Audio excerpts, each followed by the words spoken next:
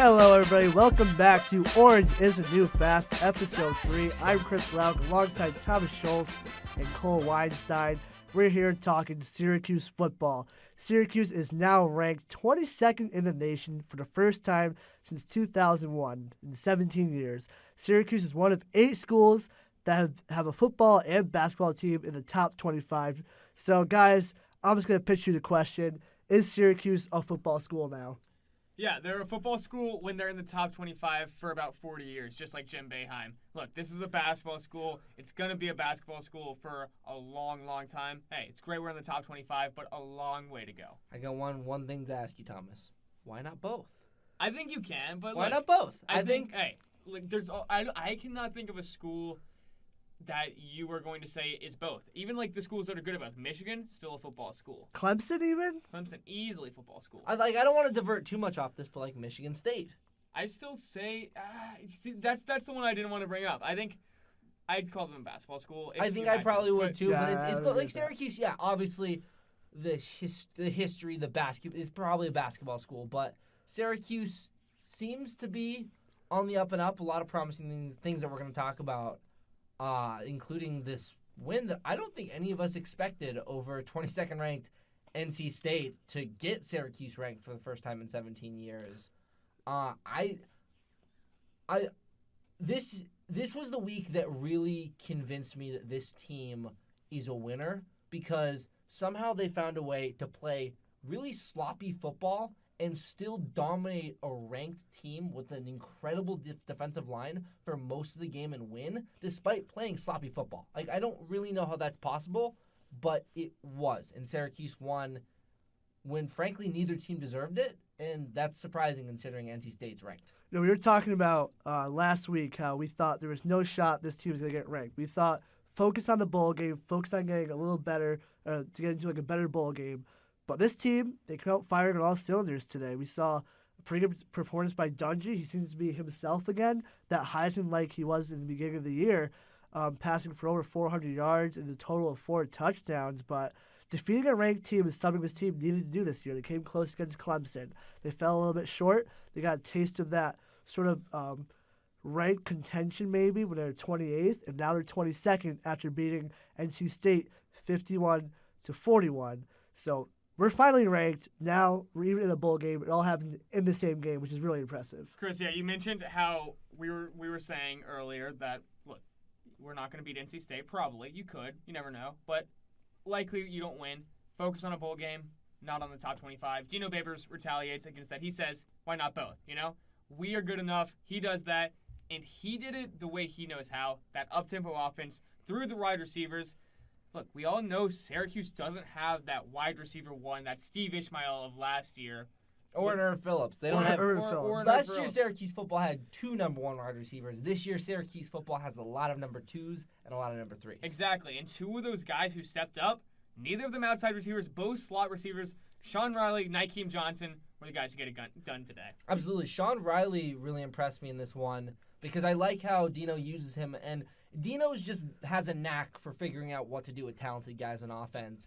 And I feel like Sean Riley has really come along in this system throughout the year as Dino's just found ways to get him the ball, manufacture touches, and get him to use his speed. He's electrifying in the punt return game. I know he had the one punt where he almost broke free and then guy got him by the shoestring, but he juked a few guys out, got I think a 15 or so yard return. Sean Riley's been really impressive because he fits so well in this scheme. Very much feels like a Tyreek Hill type for the Syracuse offense, which is really exciting. He really excites me and has excited me the past few weeks. And this game, it really showed us he had a monster performance. So these 2 receivers, both over 100 yards receiving, and we said Dungy threw for over 400 yards. 2/3 of those came from these 2 receivers, Sean Riley, Nykeem Johnson. So the way this Syracuse team kind of adapted the past few weeks, their offense was a little slow.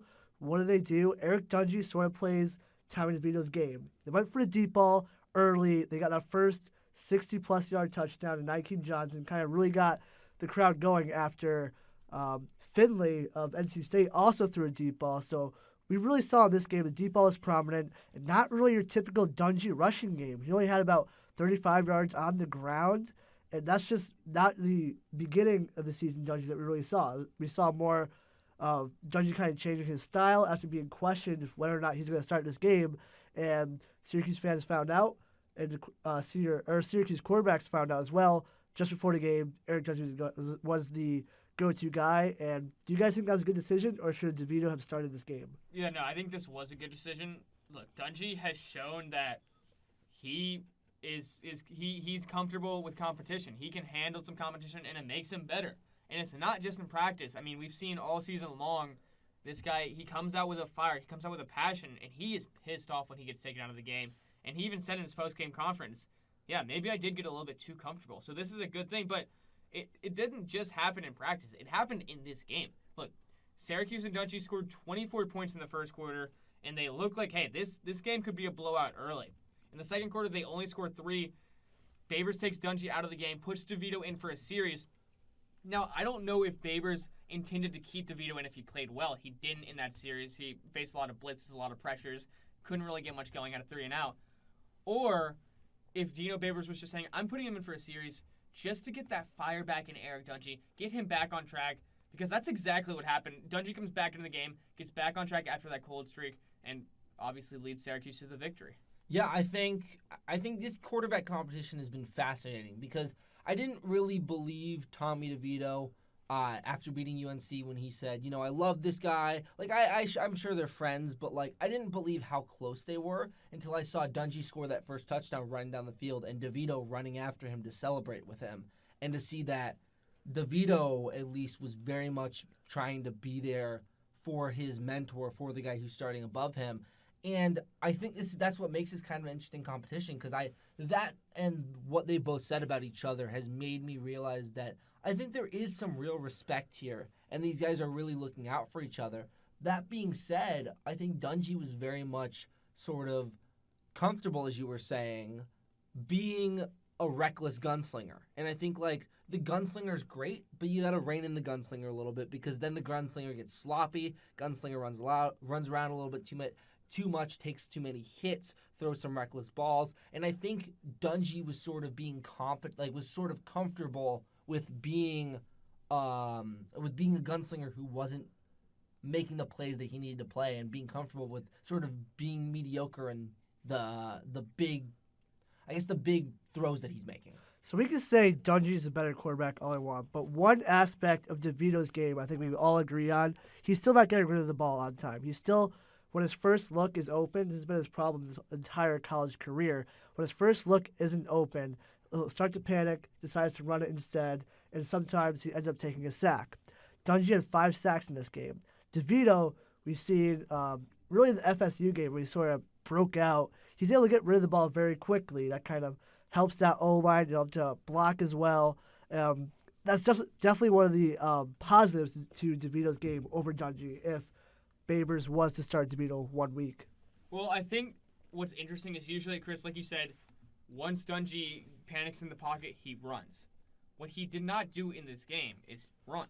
Once he didn't see his reads, he didn't tuck the ball down, which I think maybe is something they've been working on in practice, and it's clicking right now, which is interesting because you're kind of taking a key element out of Dungy, even though it does keep him, free from injuries. But if there's any time to let him run, I think it's now, because you have that capable backup. But yeah, look, he didn't run, and what he did instead is he took sacks. He didn't get rid of the ball. He had 4 sacks in this game. DeVito had a sack himself. He didn't, he only had 1 series, and NC State was pressuring him, and he had a big sack for a 15-yard loss. But yeah, I think this is definitely a development that needs to continue. It needs to progress for Dungy, because his next step, if he is going to stay in the pocket, obviously 1 game's a small sample size, but if he's going to continue to do that the rest of the year, he needs to learn to throw away the football. Yeah, I think sort of 2 thoughts. One, Tommy DeVito did not impress when he came out, but I was impressed with how he didn't make the bad play. And NC State was throwing sort of everything they had at him, and he wasn't getting the looks he liked, but he stood calm in the pocket. He seemingly, I thought, threw it away a lot, which I, watching the game, thought was really responsible, but he still completed 2 of his 3 passes. So I know it was 1 drive, but it felt to me like DeVito was throwing it away a lot more than I guess he did. But aside from the one sack, it felt to me like DeVito was not going for it when it wasn't there. He was sort of taking what the defense gave him, and if it wasn't going to work that drive, it didn't work that drive.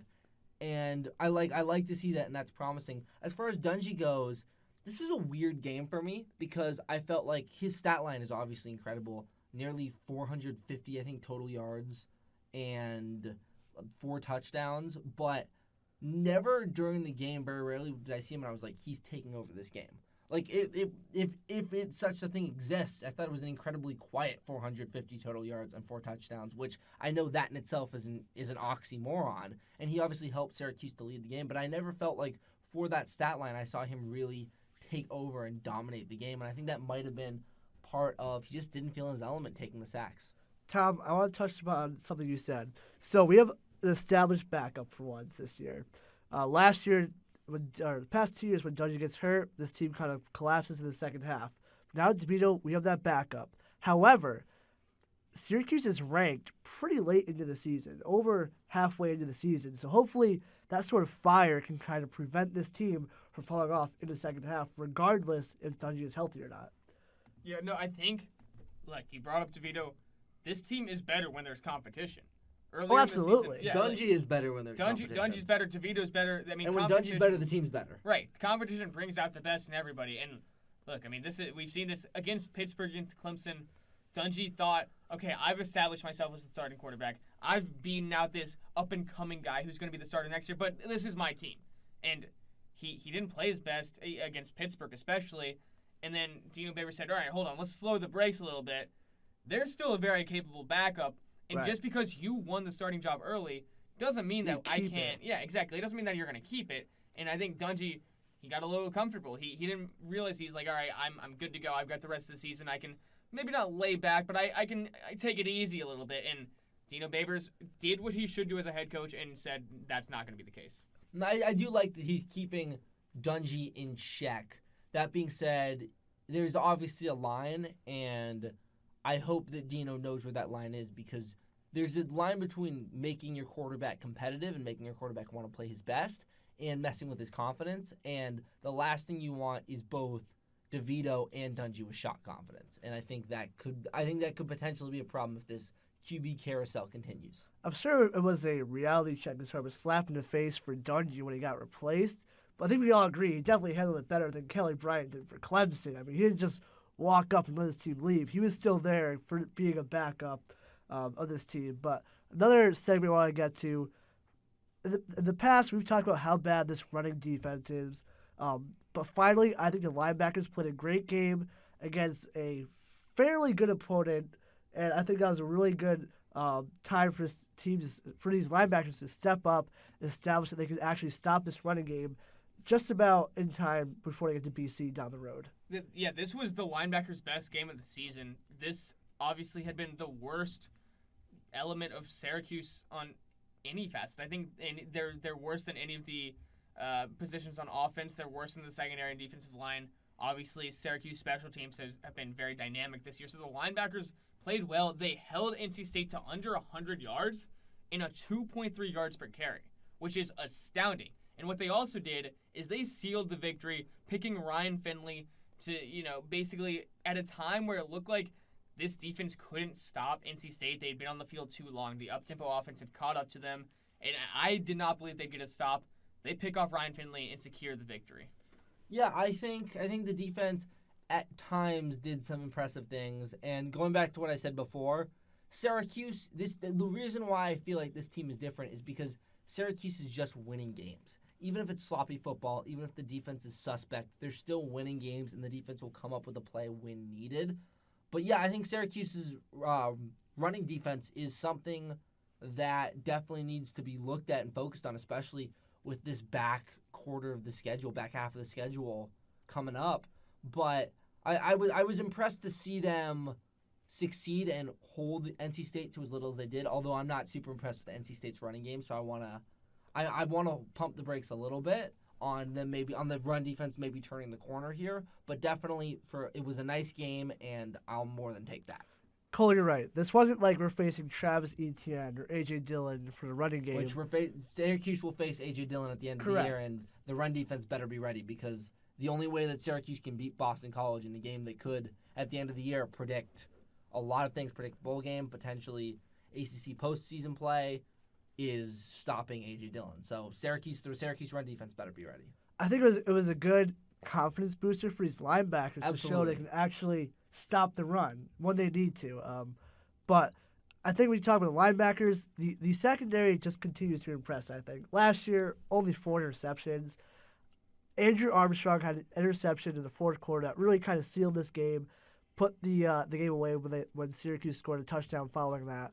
This secondary, led by Andre Sisco, has just been kind of out of this world, been very good so far this season. Well, I don't know. I mean, Andrew Armstrong, obviously a linebacker, so the linebacker stepped up there. But, look, Ryan Finley, he's going to be able to throw on this on any secondary. So you have to throw Dungy here. Right. You have to kind of put it in perspective because Ryan Finley is potentially the best ACC quarterback.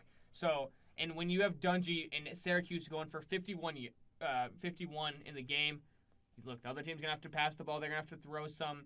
I think Melifonwu, he didn't play great. He had a couple pass breakups. Andre Sisco played pretty well.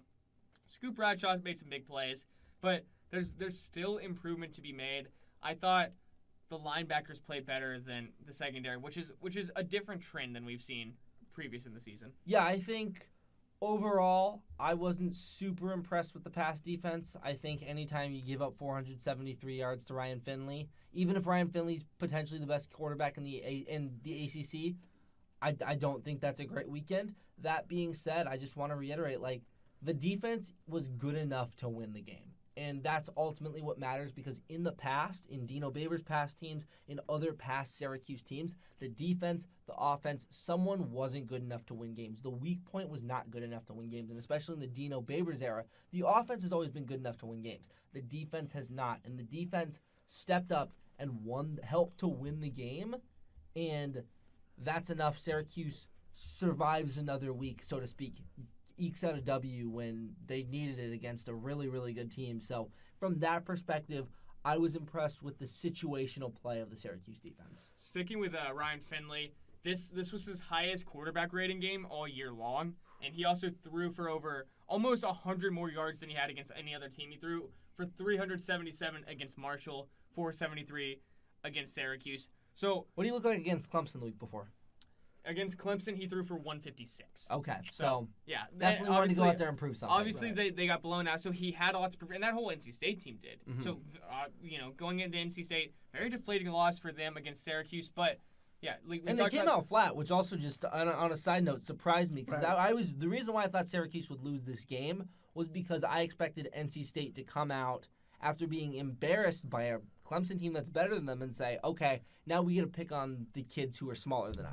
We get to pick on someone our own size. They only had a lead in the first quarter when they were up 7-3. Absolutely. After that, they lost the lead the entire game. It felt very similar to the Clemson game this year where Syracuse had the lead the whole time, even though the other team clearly had superior prospects and clearly had superior recruits. And up to the end, I was pretty convinced that NC State was going to pull this one out, and they didn't. But Clemson did. So a lot of similarities to this game, especially of teams that I expected to come out looking strong against the Syracuse team that is far inferior in terms of talent and really falling flat for whatever reason. I definitely expected NC State to come out with a passion and a fire after getting blown out by Clemson. But look, going back to Syracuse, this is the first game all year where I felt confident in this team moving forward. UNC, they take it to double overtime. They squeak past that team, and that's not a good UNC football team. Obviously, they lose to Pitt right before the bye. So this game, after beating NC State, and, NC State is reeling a little bit. So, let's not say that this is a regular top 25 team. This is a team that's, a little bit on the edge, but still a big win because for the first time all year, maybe since Clemson, even more so than Clemson, I think this is a team that has a lot of talent and is finally comfortable with who they are and growing in confidence. I kind of want to pull your two ideas together. Coley brought up Dino Babers. Tommy kind of talked about dropping off the past few weeks. I think this is a big win for Dino Babers himself. Back-to-back years, he's gone 4-8. He hasn't really got above 500 yet in his career at Syracuse. Last year, he got that big monumental win against Clemson. Okay, check a big And monumental win Virginia off. Tech the year before. And Virginia Tech the year before. So he's beaten ranked teams. But this season, he started off hot 4-0. Okay, check off 4-0 season for him. Then he gets to Clemson, a win he probably thought he should have had. A win but he it's- should have had. it I'll make slips that clear. away. He should have had that one. It slips away. So, okay, you lose to the number 3 ranked team. Not Sure. the end of the world, but you hung in there. Then Pitt comes along. You lose to Pitt when you really should have blown that team away. Then UNC comes along. Okay, Dino Bader's going to pick it back up. No, you squeak past that team. So maybe Babers could have been on the hot seat towards the end of this year looking at the way they were playing. But no, he comes back, beats a ranked team being the number 22 NC State Wolfpack, gets the Syracuse Orange team ranked to their first bowl game since 2013. And I thought this was a big win, almost bigger than the win last year against Clemson for Dino Babers.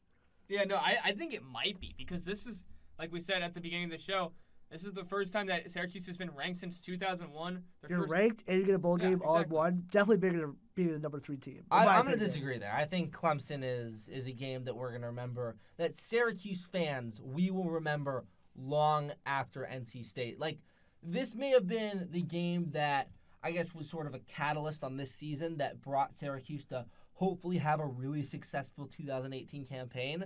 But if Syracuse football goes on to be actual competitive football school, people will look at the Clemson win as the game that started it. Just like people looked at Syracuse's upset over Nebraska in '84 as the game that started it all and the game that was the catalyst to really turning around the football program. So yes, I agree that this game had some nice moments and there's some really cool that Syracuse is bowl eligible, Syracuse is ranked.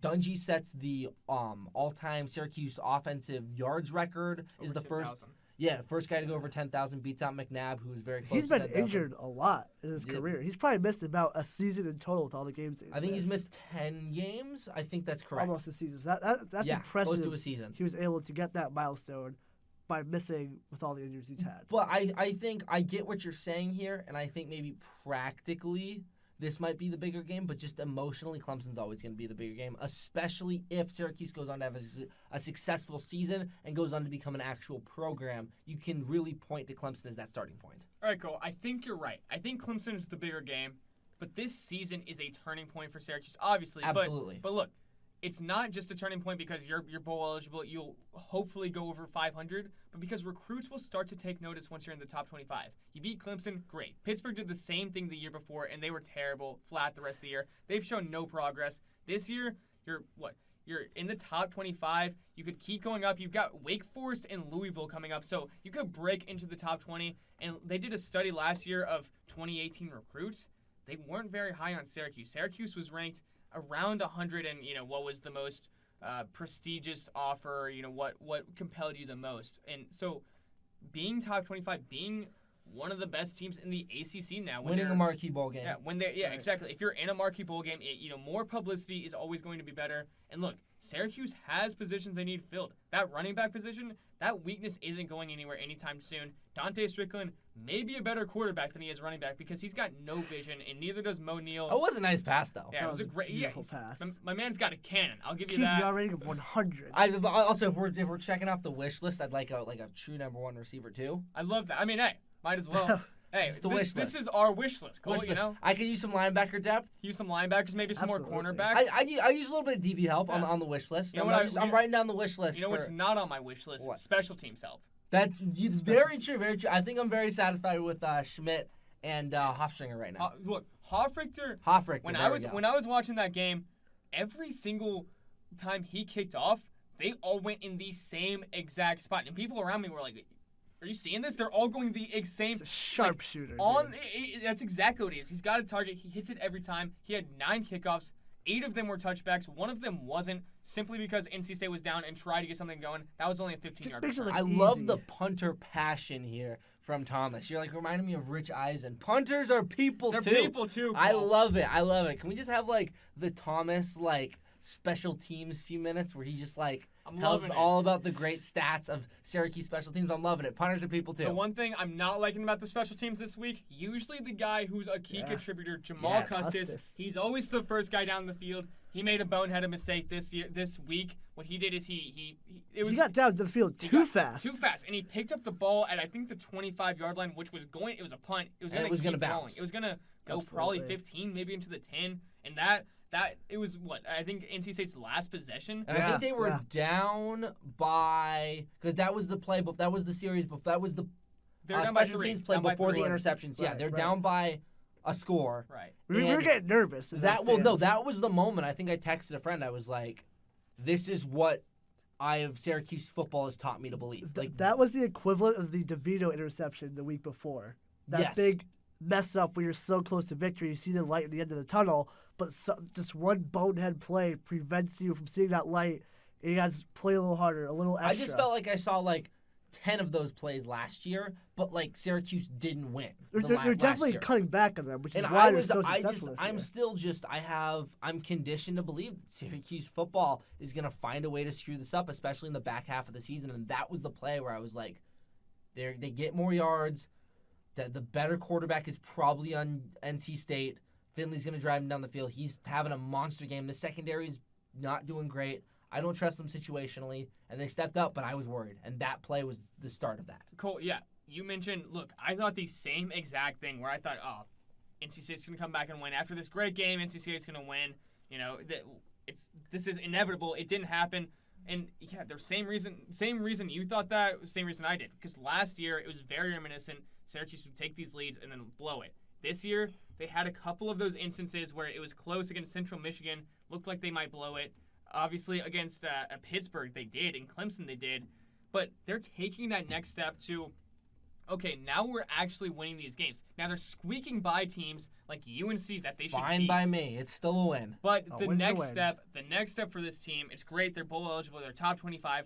They're still squeaking out wins. Next step, start to win convincingly, and then start to blow out teams. For sure. I think that's the ultimate like wish here. But also, I just need to remind myself personally, and maybe you guys might agree with me, but I just need to remind myself that this isn't Alabama. This is Syracuse football, and Syracuse football is going to a bowl game right now. And if they can just beat Wake Forest, they don't even have to cover the 4.5 spread or whatever it is. I'm happy. It'll be above 500 year. I'm happy. Looking down the field, you got Wake Forest, then you got Louisville. Those are 2 wins you should probably win by at least 10 or more against. I just want to win. It can be And by, then- half a point. If somehow in football you can have half a point, I don't care if it's like fantasy football 0.1 style, as long as there's a W next to Wake Forest and next to Louisville. When I look up Syracuse football on ESPN, I'm happy. I don't care about 10 points. I'm not betting on these games. Doesn't matter. I just want to see a win. Those are definitely 2 teams you should win against. And then, honestly, to cap off the season, you should probably be able to beat one or the other, Notre Dame or BC, to really cap off the season, to get you into a reasonable bowl game that gets you that publicity we talked about for recruits. But if you can go win out the rest of the season, that'd be a huge statement for Dino Babers and Syracuse Orange. But that one game I'm really nervous about is that Notre Dame game, at number 3 team. They've looked good all season, and honestly, if they're going up against Clemson, I would say Notre Dame probably has the edge. I'd still probably give it to Clemson. Look, I think Louisville should be a win for the Syracuse team. Wake Forest, that one is more of a toss-up for me. I still think Syracuse will win. They should win. It's going to be closer. They're a 4.5 point favorite. The problem is Wake Forest is not a bad football team. They're 4-4, but it's at Wake Forest. It's in Winston-Salem. Syracuse has to travel on the road. The Orange, they're undefeated at home. They've lost their 2 on the road. So if they're gonna drop a game, if there is a trap game to be, it's definitely this Wake Forest team. And then Notre Dame. That's gonna be a fun atmosphere in Yankee Stadium. Syracuse is looking good this year. Maybe they catch them off guard. I mean, they've played Clemson tough the last few years, 1-1 in those 2 They matchups. played Pitt tough as well. They're both losses. They've played them Right. tough. So I definitely think I don't think it will be a blowout, but Yeah, I but think that's probably a loss. I think it'll be a good game, but I do agree that's a loss. I think BC is a game that Syracuse will win. A Notre Dame loss, I don't think hurts this team that much. Still, they're No. ranked so much farther ahead. Maybe if we're still in the high 20s, we'll get bumped out of being ranked. But I don't think it'll really hurt us that much going into which bowl game we get decided into. I think for me it goes this way: 6 wins at this point is a disappointment.